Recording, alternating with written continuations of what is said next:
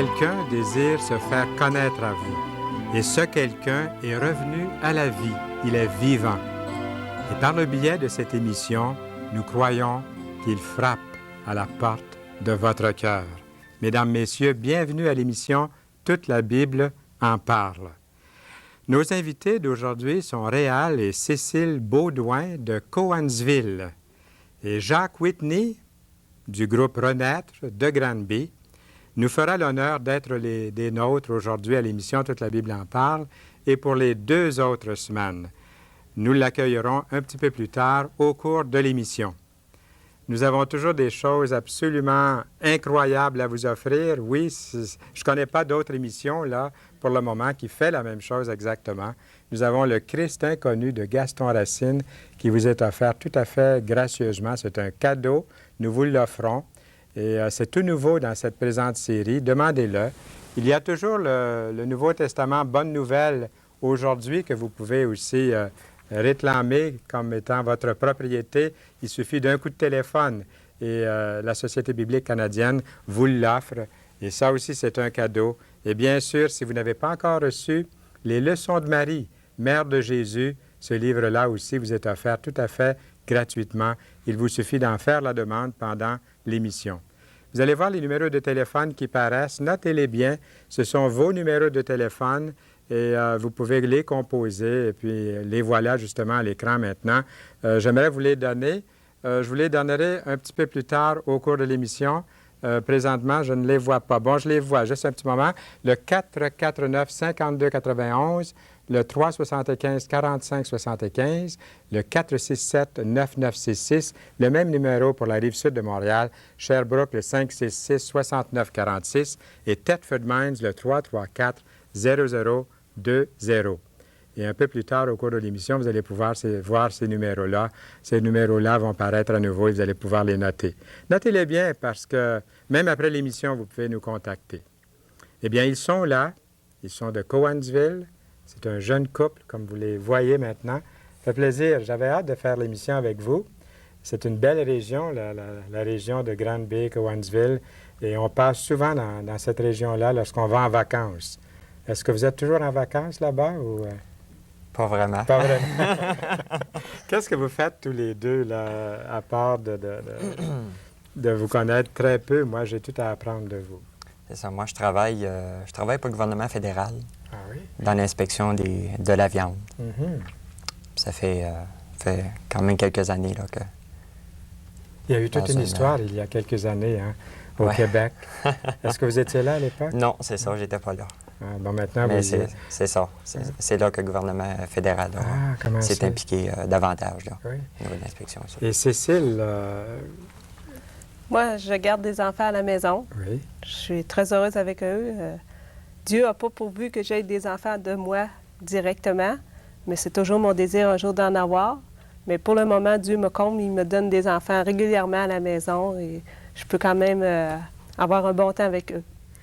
C'est bien parce que je connais des gens qui souffrent terriblement de ne pas avoir d'enfants. Ça fait combien de temps que vous êtes mariés maintenant? 12 ans. 12 ans. Ouais. Puis, est-ce que ça a été pour vous une douleur, si on peut dire, de ne pas avoir d'enfants pendant ces années-là? Parce que moi, je connais des gens là, qui en font vraiment presque une maladie.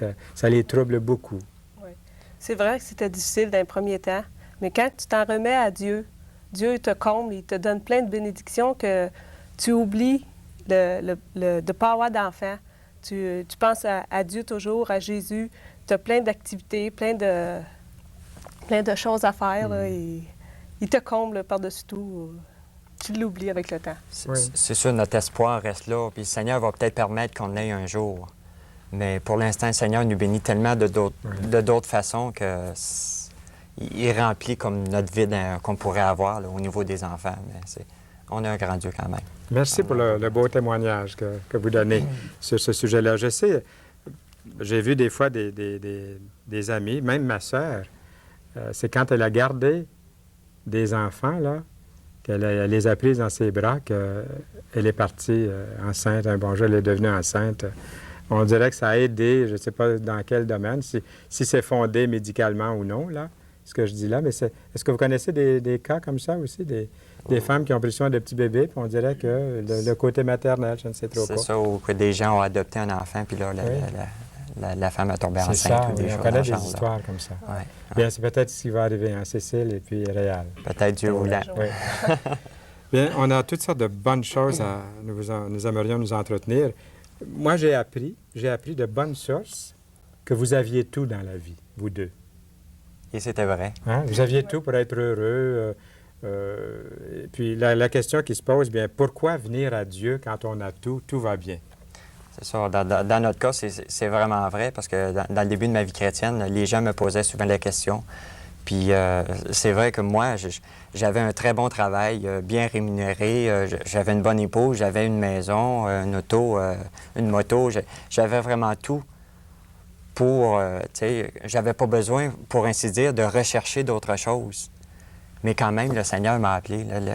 Le Seigneur m'a fait réaliser que même si on a tout dans la vie, il nous manque quelque chose. Vous êtes d'accord là-dessus, Cécile? Oui, complètement d'accord, oui. Vous aviez tout, mais un bon jour, le Seigneur vous attirait? Ou... C'est ça. Non, le Seigneur, un bon jour, il nous a montré qu'il y avait quand même un point qu'on n'avait pas. C'était la vie éternelle. Puis finalement, bien là, c'est ça. Avec le temps, il y a quelqu'un qui nous a parlé de l'Évangile, puis on a compris la vie éternelle comme ça. Ça, c'est un aspect de votre témoignage ou du témoignage des chrétiens qui est difficile à comprendre en général pour ceux qui nous entendent.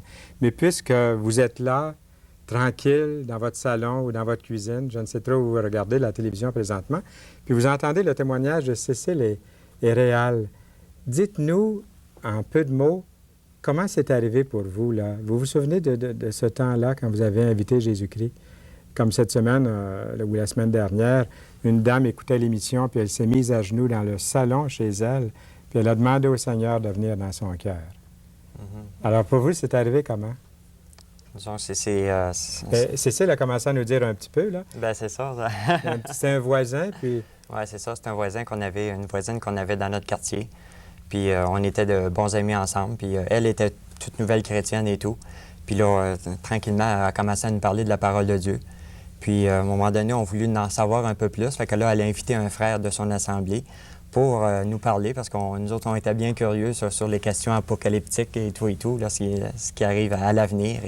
Et la personne, le frère, à ce moment-là, nous a montré, il y avait des cartes, qu'il dit, là, il n'y a pas de ligne de code sur les cartes de crédit, puis il dit que par après, il va en avoir, là. Puis il nous expliquait tout ça, là, puis c'était quand même assez intriguant. Quand vous dites un frère, c'était pas ton frère à toi dans la chair? Non, là c'était un frère dans le Seigneur. Est-ce qu'il n'était pas frère encore à ce moment-là? Non, c'est ça. Il n'était pas encore ton frère dans le Seigneur en Dieu?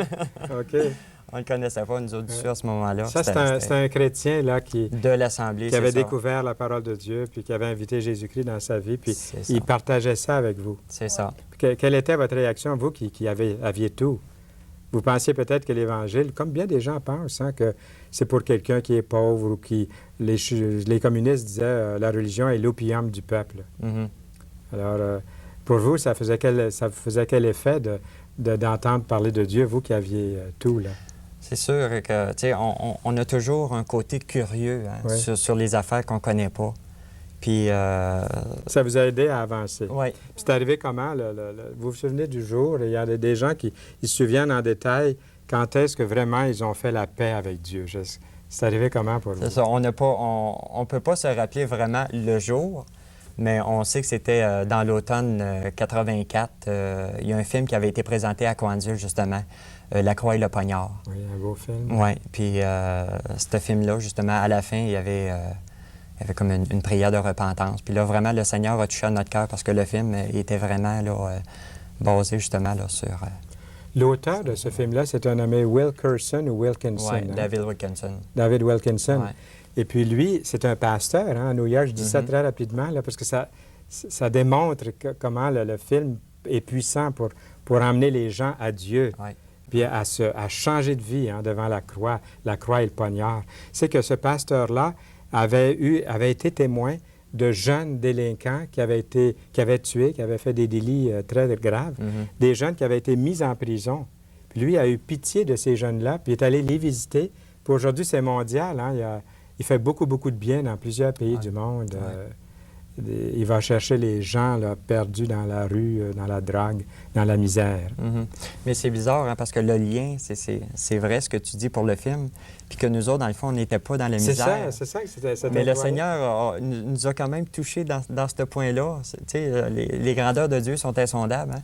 Oui. Puis par ce film-là, c'est ça. C'est là qu'on est venu à la rencontre. C'est incroyable. C'est comme ça que Dieu nous touche, hein, par des moyens qu'on ne pourrait pas penser. Je vous dis très brièvement, un jour, je suis en train de parler à la radio, une émission évangélique, en train de donner un message. Je parle des larrons sur la croix. Une religieuse dans les Sœurs cloîtrées a appelé à 7h30 le matin pour nous parler parce qu'elle avait été touchée par les 2 larrons sur la croix. Imaginez-vous une religieuse. C'est quand même quelque chose que Dieu se serve de tous les moyens pour nous parler parce qu'on a besoin de lui. Alors, c'est ce qui est arrivé. Même si vous ne vous souvenez pas du jour exact, ça s'est fait un peu progressivement. C'est ça. Et vous êtes venus au Seigneur tous les 2. Oui. C'est beau, ça. Puis, la relation, j'ai entendu parler de la relation coupée avec votre père. Qu'est-ce que c'est, cette histoire-là, de relation coupée avec mon père? C'est ça, c'est mon père. À un moment donné, mes parents étaient séparés. Et puis, ça faisait quand même plusieurs années que j'avais plus de contact avec mon père. Mon père m'avait renié et tout et tout. Puis, quand je suis devenu chrétien, le Seigneur m'a mis à cœur de recontacter mon père. Mais je ne savais pas par quel moyen. Alors, j'ai prié le Seigneur, puis j'ai demandé s'il y avait moyen de recontacter mon père. Puis le Seigneur a ouvert des portes. Il n'y a pas d'hasard avec Dieu, hein? Mais à un moment donné, mon père a décidé de faire une réunion de famille, de réinviter tous ses enfants comme ça. Puis là, il y a un de mes frères qui me l'a laissé savoir. Puis là, j'ai dit merci Seigneur. Là, j'en ai profité pour y aller. Puis finalement, c'est là que tranquillement, la relation est revenue avec mon père. Puis jusqu'à temps qu'il décède, là, j'allais le voir régulièrement. Puis j'avais des bons contacts à la fin avec mon père, ce que j'avais eu depuis un certain temps. C'est une belle histoire d'amour, ça. Oui. J'en ai des frissons quand j'entends ça. C'est bon, gloire à Dieu. Oui. Est-ce que tu attribues la force puis le concours des circonstances à Dieu, justement? Définitivement. Oui, définitivement, parce que vraiment, on était éloignés l'un de l'autre. Pour moi, mon père m'avait renié, puis pour moi, mon père n'était plus rien dans la vie. C'était vraiment, là, tu sais... C'est tellement important, le père et la mère, mais souvent, le père est absent dans bien des foyers. Puis qu'est-ce que tu penses de ça, Cécile? Est-ce que tu as été, naturellement, tu as été témoin de cette période-là? Oui. Comment est-ce qu'il vivait ça, lui, Réal? Dans les premiers temps, il trouvait ça dur parce que moi, j'avais quand même mes parents, mon père et ma mère. Lui, il avait juste sa mère. Puis quand il a accepté le Seigneur, il aurait aimé revoir son père. Mais là, il n'y avait pas de contact, il n'y avait aucune idée comment faire. J'ai trouvé ça bon de voir que le désir que Dieu lui avait mis dans son cœur de retourner voir son père, même si son père l'avait renié. Oui. J'ai vraiment aimé ça. J'ai trouvé ça bon qu'il le retrouve. Puis le fait d'avoir laissé, vous qui aviez tout, là, laisser rentrer l'Évangile dans votre maison, qu'est-ce que ça a fait pour votre vie de couple? Est-ce qu'on peut parler d'avant puis d'après en ce qui concerne votre vie ensemble, votre relation de couple? Moi, je dis, je partage souvent ça. Je me dis, je suis pas sûr que j'aurais la même vie aujourd'hui si je serais pas chrétien. Parce que je sais que le Seigneur a changé beaucoup de choses. Le Seigneur nous transforme en devenant chrétien. Oui, le Seigneur nous transforme. Il y a toujours des choses que le Seigneur nous change. Puis j'avais comme background, vu que mes parents étaient séparés, j'avais comme background, puis même je l'avais dit en se mariant, si ça marche pas, ben tu sais, on prendra chacun notre bord, tu sais. Puis elle, ça la touchait de ça lui faisait mal, tu sais. Mais moi, je vivais comme ça, tu sais, en ayant cette mentalité-là. Mais le Seigneur a vraiment travaillé dans ma vie, puis aujourd'hui, on est un couple super heureux. On vit sur des nuages. J'aime ça.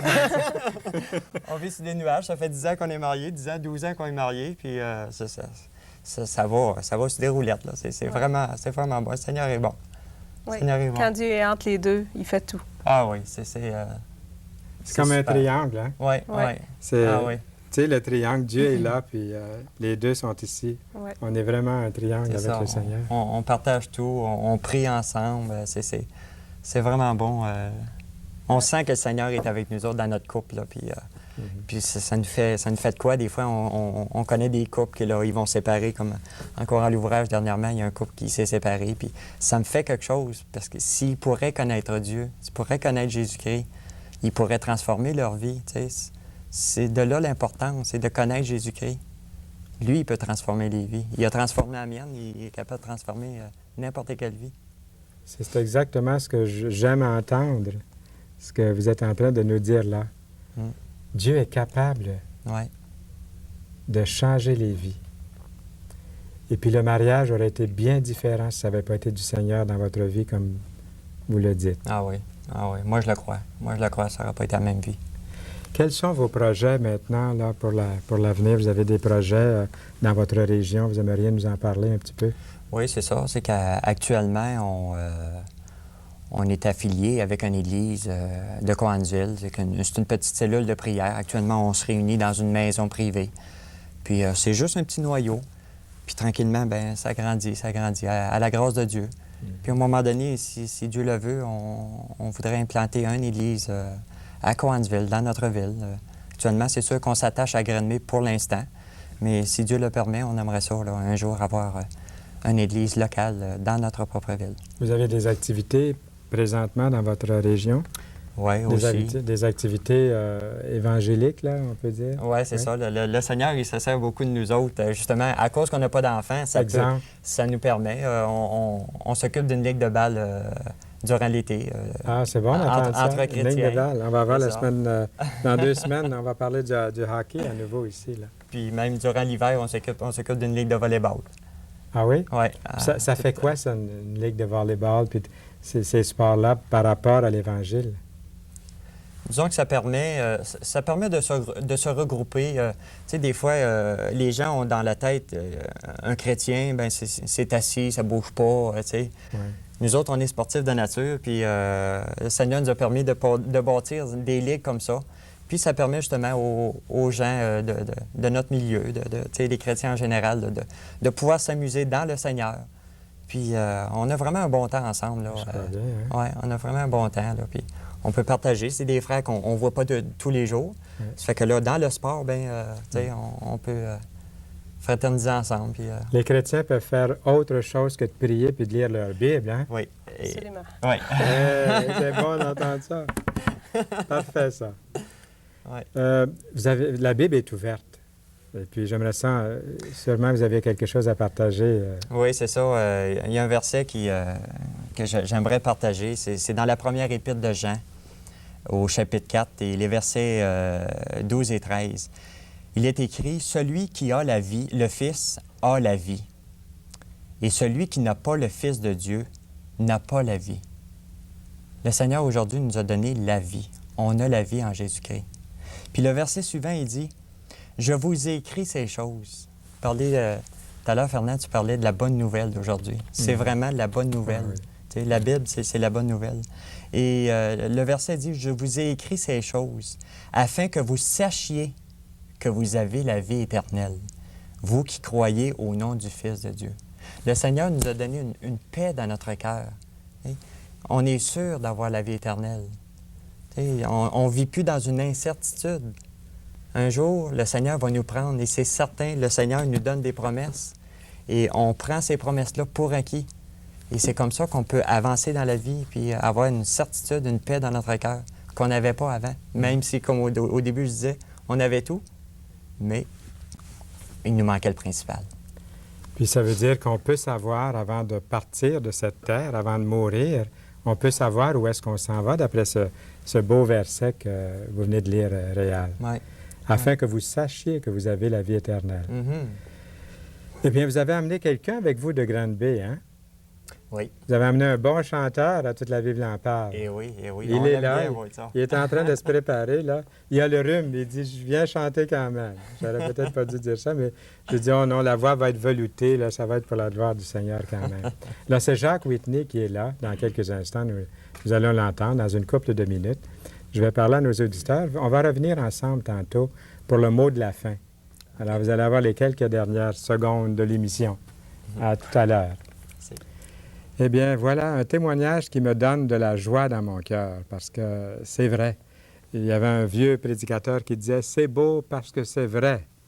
Et c'est aussi simple que ça. C'est la vérité et ça remplit le cœur de joie. Et comme on a fait référence à la Bible, la parole de Dieu, nous croyons que ce livre-là, c'est la parole de Dieu. Bonne nouvelle aujourd'hui. Le Nouveau Testament en français courant, c'est un cadeau de la Société biblique canadienne. La Société biblique canadienne est centenaire, hein, et on sait que c'est une association qui est là dans le monde depuis très longtemps et qui met à la disposition de toute la Bible en parle. Bonne nouvelle aujourd'hui. Nous avons aussi le livre Le Christ inconnu. Ça, c'est vraiment ce que nous aimerions vous offrir. Vous pouvez téléphoner dès l'instant et en faire la demande.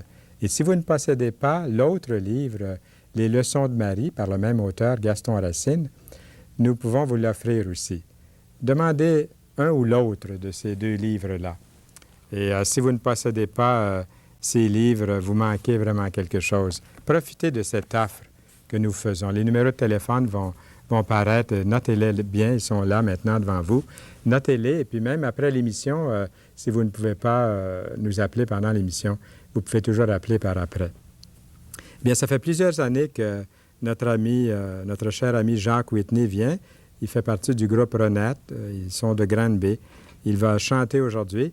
Et ce qu'il veut nous dire par sa chanson, c'est justement, il veut nous dire pourquoi il chante. Il va nous dire pourquoi il chante. Alors, nous l'écoutons dans cette chanson qui a pour titre « Pourquoi je chante ?» et c'est Jacques Whitney qui nous donne le message par son chant.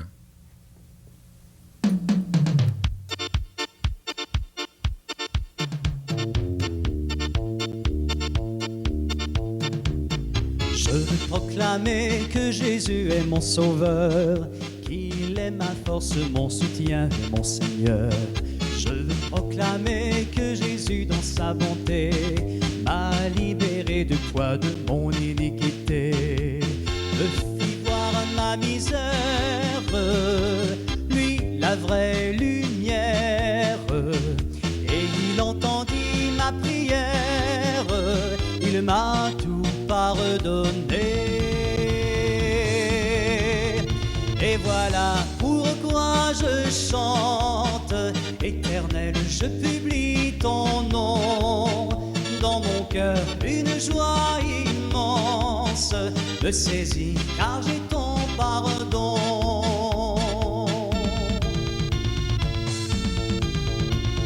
Je veux proclamer la nouvelle au monde entier, qu'il a porté sur cette croix tous mes péchés. Je veux proclamer qu'il est bien ressuscité, que bientôt il me prendra pour l'éternité. Je vis dans l'allégresse, il bénit sans cesse, il accomplit toutes ses promesses, il est riche en bonté. Et voilà pourquoi je chante, Éternel, je publie ton nom.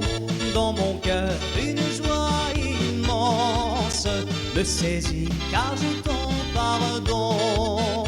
Et voilà pourquoi je chante, Éternel, je publie ton nom. Dans mon cœur, une joie immense me saisit, car j'ai ton pardon. Oui, j'ai ton pardon.